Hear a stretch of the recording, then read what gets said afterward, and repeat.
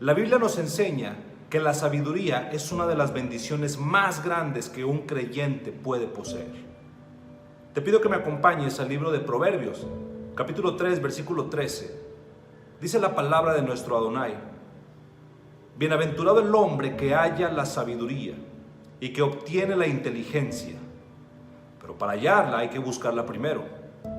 Versículo 14: porque su ganancia es mejor que la ganancia de la plata, y sus frutos más que el oro fino. Más preciosa es que las piedras preciosas, y todo lo que puedes desear no se puede comparar a ella. Largura de días está en su mano derecha, en su izquierda riquezas y honra. Sus caminos son caminos deleitosos, y todas sus veredas paz. Ella es árbol de vida a los que de ella echan mano, y bienaventurados son los que la retienen. ¿Por qué Dios dirá que la sabiduría es más importante que el dinero? Podrá haber gente que diga: bueno, ¿yo para qué quiero sabiduría? Prefiero tener dinero.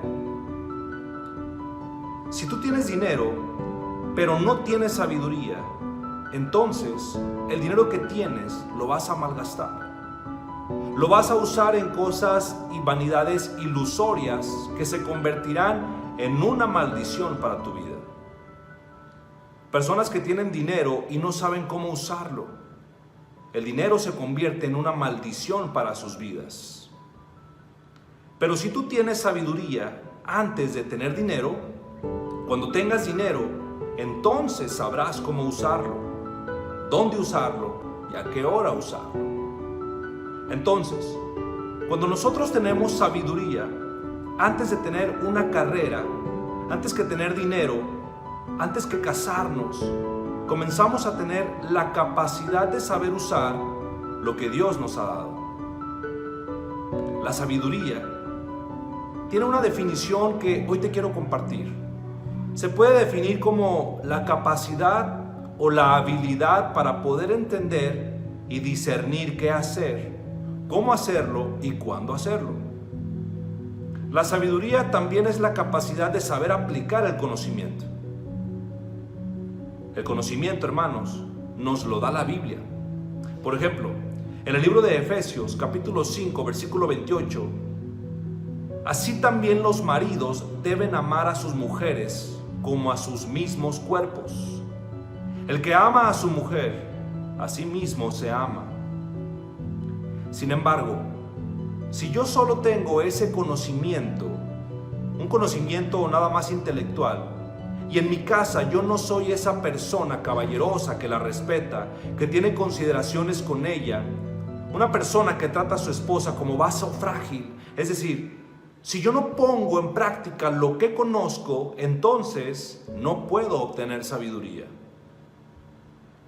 La sabiduría entra a mi vida cuando practico lo que yo sé, lo que he aprendido.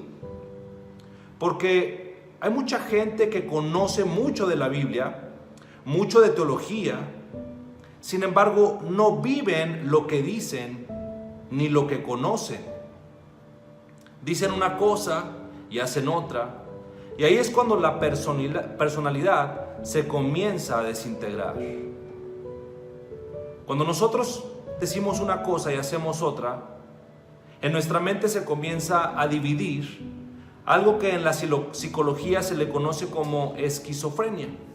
Esquizofrenia significa mente dividida. Pero antes de que se conociera la esquizofrenia, en el libro de Santiago 1, la Biblia dice: el hombre de doble alma, o en otras versiones, el hombre de doble ánimo, es inconstante en todos sus caminos.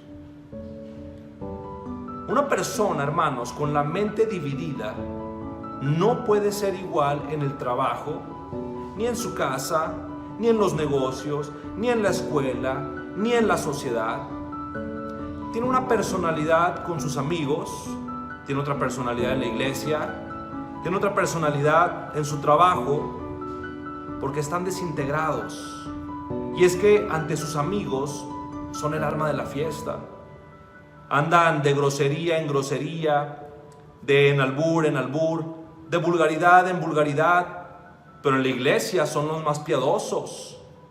En la iglesia son los más santos de todos y cantan santo, santo, santo es el Señor y alzando los brazos en alabanza. Pero en su familia son otra cosa también. Es decir, no son de una sola pieza.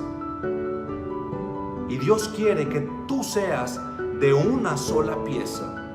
Que seas como eres aquí, allá y a donde quiera que vayas. Debes de recordar, hermano, que al Eterno no le gustan las apariencias, sino la sinceridad de corazón. Pero no eres de una sola pieza porque no eres sabio, porque no tienes sabiduría. Y no tienes sabiduría porque no practicas lo que conoces.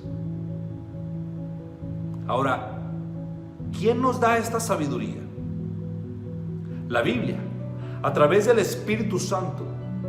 Porque la sabiduría no es amontonar conocimiento como regularmente el mundo lo dice.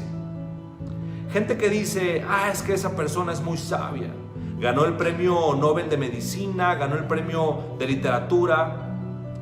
O como por ejemplo el científico Stephen Hawking, que esta persona era atea y lo consideraban un sabio. ¿A qué le llama sabia la gente? A los que tienen mucho conocimiento en determinada área académica. Pero la sabiduría de Dios es la capacidad para vivir, es la capacidad para ser papá, para educar a los hijos, para tratar bien a mi cónyuge, para tratar un problema familiar, para resolver un problema en el trabajo. Esta capacidad para resolver problemas, hermanos, en la Biblia se llama sabiduría. Porque hay mucha gente muy inteligente, con mucho conocimiento, sin saber cómo vivir. La persona que posee la sabiduría sabe distinguir entre el bien y entre el mal. Manifiesta una conducta responsable, sabe cómo actuar en diversas circunstancias, sabe cómo usar el dinero y sabe cómo dirigir una nación, una familia, una empresa y una iglesia. La sabiduría le da la capacidad a los gobernantes de tener un rumbo adecuado en la nación. Pero ¿qué estamos viendo hoy en la nación? ¿Qué estamos viendo hoy en el mundo? Estamos viendo gobernantes en su mayoría sin sabiduría. La mayor parte de ellos con problemas muy fuertes, queriendo controlar a la gente y a las masas sin poder ellos beneficiar al pueblo. Porque nunca descubrieron que el gobierno es para bendecir a los demás y no a su propio imperio. En el libro de Job, capítulo 28, versículo 58, dice la palabra: y dijo al hombre, he aquí que el temor del Señor es la sabiduría, y apártese del mal la inteligencia. Apartarse del mal la inteligencia. Entonces, ¿qué es lo que hace una persona sabia? Temer a Dios. Pero, ¿qué significa temer a Dios? ¿Tenerle miedo? No. Tenerle miedo a Dios te aleja de Dios. Y tener temor de Dios te acerca a Él. Esa es la diferencia entre el temor de Dios y tenerle miedo a Dios. No hay que confundirlo. Cuando yo tengo temor de Dios, respeto a mi esposa, respeto mis finanzas, trato de tener una conducta responsable. ¿Por qué? Porque tengo temor de Dios. Mucha gente hace lo que hace porque no tiene temor a Dios. Muchas personas, cuando nadie los ve, abusan, roban, manipulan y mienten. ¿Por qué? Porque no tienen temor de Dios. Pero cuando tú tienes una conciencia de que Dios te ve, no harías lo que haces si tuvieras temor de Dios. Esta es la razón por la cual el rey Salomón estaba preocupado por ser un rey sabio. Este varón era joven, acababa de consolidar su poder, acababa de sofocar una rebelión interna de gobierno de su hermano Adonías, eliminando a sus enemigos. Y la nación de Israel se encontraba unificado por un liderazgo que era Salomón, y había paz por todos lados. Su padre David, el rey David, acababa de morir, y él estaba ahora sentado en el trono. Y mientras reflexionaba sentado en el trono, sintiendo su inmadurez, sintiendo su incapacidad y su falta de experiencia, le pide a Dios sabiduría. Sabiduría para discernir y poder gobernar a un pueblo tan grande. Y eso es algo que debemos nosotros hacer, hermanos, cuando tenemos una decisión que tomar. Cuando tenemos una familia física o espiritual que sustentar o un negocio que progresar. Debemos reconocer nuestra incapacidad, nuestra inmadurez. Y cuando nosotros tenemos esa actitud de reconocer entonces que somos incapaces, Dios nos da la sabiduría, la capacidad de saber qué hacer y no andarle preguntando a Moni Vidente, a Walter Mercado o a cualquier charlatán endemoniado, sino consultar en su palabra. Porque aquí en la Biblia, hermanos, se encuentran los consejos de sabiduría y de inteligencia. Ahora acompáñame al libro Primera de Reyes, capítulo 3, versículo 5. Y se le apareció Adonai a Salomón en Gabaón. Hermanos, ¿a cuántos de ustedes se les ha aparecido el Todopoderoso? Todos podemos decir a ninguno, pero esta es una verdad parcial, porque cada vez que abres la Biblia se te aparece Dios. No tenemos manifestaciones visibles de Dios ni audibles como en los tiempos del Antiguo Testamento, y es que el Todopoderoso no necesita aparecerse para decirnos algunas cosas, sino que ahora tenemos todo el consejo de Dios en la Biblia, en su palabra.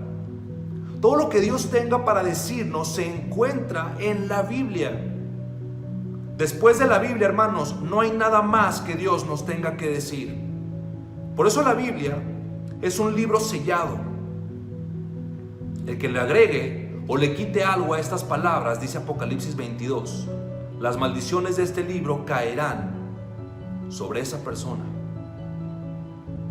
Personas o profetas que asumen que Dios les dijo algo, pero en verdad no les dijo nada, porque profetizar, hermanos, no es anunciar el futuro así como así. La persona que profetiza es una persona que estudia, que tiene una relación con Dios, que predica la palabra de Dios, y toda profecía debe ser a la luz y al testimonio de la Biblia. Si no es conforme a la palabra, es porque no les ha amanecido, lo dice Isaías 8:20. Hermanos, debemos tener cuidado en no confundir la profecía con la adivinación. Entonces, Salomón tiene la aparición del Señor en sueños y le dice: pide lo que quieras que yo te dé. Imagínate al creador del universo. Le hace una invitación a Salomón para pedirle lo que quiera. ¿Qué pedirías tú, hermano, si el Eterno te dijera eso? ¿Un Mercedes-Benz? ¿Una mansión? ¿Una mujer o un hombre último modelo? ¿Una cuenta bancaria con fondos infinitos? Todas estas cosas son las que el mundo pediría cuando no tiene un corazón para Dios. Pero lo que hace Salomón es lo que nos va a enseñar que Dios se agradó tanto de lo que le pidió Salomón, que Adonai se lo otorgó. Porque Salomón pidió conforme a la voluntad de Dios. Y cuando oramos conforme a su voluntad, Él nos concede las peticiones que le hagamos. Hermanos, nunca debemos olvidar que nuestro Padre es un Padre generoso, es un Dios generoso. Toda buena dádiva y todo don procede del Padre, en quien no hay sombra ni variación alguna. Entonces, el que tenga falta de sabiduría, pídala al Padre, que el Padre se la dará de una manera sobreabundante y sin reproche. Santiago 1:5. Y aquel que es poderoso para hacer todas las cosas mucho más abundantemente de lo que le pedimos o entendemos, según el poder que actúa en nosotros. Efesios 3:20. Esto es muy importante, hermanos, porque a veces creemos que Dios está lejos de nosotros. Pero fíjate lo que dice al final: el poder que actúa en nosotros. Entonces, está dentro de nosotros el Espíritu Santo. Basta con arrodillarnos en lo secreto de nuestra oración y entrar en comunión con Dios, porque Él está dentro de mí, dentro de los que reconocemos a Cristo como nuestro único Señor y Salvador. Único Señor. Y así no tengo que buscar manifestaciones de Dios externas, porque el poder de Dios está dentro de mí.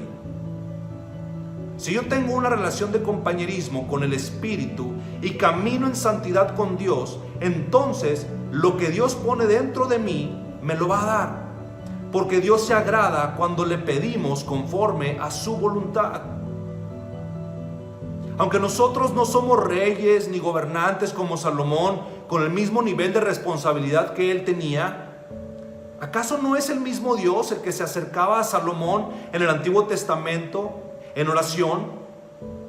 En 1 de Juan 5:14 dice la palabra: y esta es la confianza que tenemos en Él, que si pedimos alguna cosa conforme a su voluntad, Él nos oye. Y si sabemos que Él nos oye en cualquier cosa que pidamos, sabemos que tenemos las peticiones que le hayamos hecho. Nuestra petición, hermanos, debe de ser: Señor, dame ese negocio, un auto, una casa, un matrimonio, un trabajo, conforme a lo que tú me quieras dar. Es decir, conforme a tu voluntad. ¿Y cómo saber qué es conforme a su voluntad? Fácil, hermanos, leyendo la Biblia. ¿La lees a diario? Hermanos, si tú no estás leyendo la palabra de Dios a diario, entonces la palabra de Dios no la podrás guardar en tu mente. Y si no la guardas, no la podrás meditar. No podrás pensar en ella, reflexionar en ella, porque necesitas leerla, memorizarla, reflexionarla y guardarla en tu corazón. Ahí se queda. Y largura de Dios y años de vida y paz te aumentarán, y la sabiduría comenzará a manifestarse en tu vida. Hermano, ¿necesitas dinero? Procura que nunca se aparte de tus labios este libro de la ley. Medita en él de día y de noche, para que actúes de acuerdo con todo lo que está escrito en él. Así harás que prospere tu camino y todo te saldrá bien. En Josué 1:8, el significado principal de la palabra prosperar es mejorar progresivamente en el aspecto económico. Nosotros sabemos, hermanos, que nuestro Padre es el dueño de todo el oro y de toda la plata. Pero entonces, si nuestro Padre es el dueño de todo el oro y de toda la plata, ¿por qué andamos muchas veces mendigando pan? Porque le pedimos conforme a nuestros gustos, voluntad y antojo. Le pedimos cuando tenemos una tragedia, cuando viene un problema moral, laboral, cuando nos enfermamos, cuando nos viene un problema económico. Pero ¿acaso tuvimos compañerismo con Él antes de que todo esto viniera? ¿Lo has amado con todo tu corazón? ¿Amas a tu prójimo? ¿Amas a tu esposa? bendices a tus hijos, bendices a tus hermanos, bendices al primogénito de tu familia. Hermanos, es muy importante bendecir al primogénito de la familia. ¿Compartes la palabra de Dios? ¿Compartes el evangelio con el necesitado? ¿Eres honesto en tus negocios? Hermanos, si a algo de esto contestaste que no, entonces Adonai no puede bendecirte, no puede darte. Porque el que es infiel en lo poco, en lo mucho lo seguirá haciendo. Y si Dios te prospera ahorita, te echaría a perder, porque no tienes sabiduría para vivir y tener lo que Dios te quiere dar. Gente que dice: Señor, dame 5 millones de pesos y ofrendo 1 a la iglesia. El Señor te pregunta hoy: ¿cuánto tienes ahorita? No sé, 1,000 pesos. Bueno, primero sé fiel y sabio con esos 1,000 pesos antes de que me pidas los 5 millones. Si no has sido fiel con lo poquito que te he dado, tampoco lo vas a hacer cuando yo te lo multiplique. Hermanos, Dios no puede ser burlado. Y quiero terminar este mensaje regresando con el rey Salomón, porque Dios Todopoderoso le concedió a Salomón lo que pidió, y no solo lo que pidió, sino que le dio mucho más de lo que pidió. Fue porque el motivo de Salomón era el bienestar del pueblo de Dios, es decir, el bienestar de los demás. Mientras Dios vea que nosotros amamos al prójimo, que tú amas a tus hermanos en Cristo, porque si no amas a tus hermanos en la fe, menos vas a amar a tu vecino. Si entre nosotros no nos amamos, ¿cómo esperamos entonces atrevernos a pedirle algo a Dios? Si entre nosotros nos volteamos los ojos y nos atacamos unos a otros sintiéndonos superiores a otros, ¿cómo podemos nosotros esperar tener sabiduría, inteligencia y discernimiento espiritual? Nunca lo tendremos. Porque Dios quiere que seamos humildes unos con otros, que nos perdonemos unos a otros, que nos aceptemos con todos nuestros defectos y que nos toleremos y nos aguantemos como Cristo Jesús nos perdonó y nos soportó en la cruz. Y si Dios me aguantó con todo el costal de mugre que yo traía, ahora Dios Todopoderoso me dice: ve y tú haz lo mismo con los demás. Ama a mi gente, dice el Señor, porque por el amor que os tuviereis, el mundo os sabrá que sois mis discípulos, dice la palabra. Pero si estamos entre nosotros con celos, con críticas, con calumnias y maldiciones, nunca tendrán respuesta a nuestras oraciones. Nunca seremos bendecidos, porque nunca quisieron morir a sí mismos. Nunca tendrán sabiduría. Navegarán siempre por diferentes iglesias, predicadores y religiones como veletas en la vida, llevados por cualquier viento de doctrina, sin un motor, sin sabiduría ni convicciones, porque nunca amaron al pueblo de Dios, al prójimo.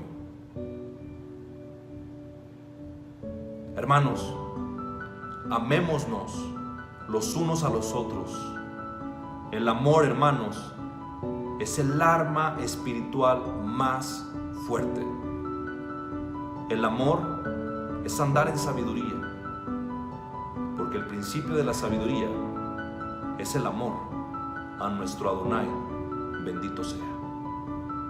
Amén. Que Dios te bendiga, hermano.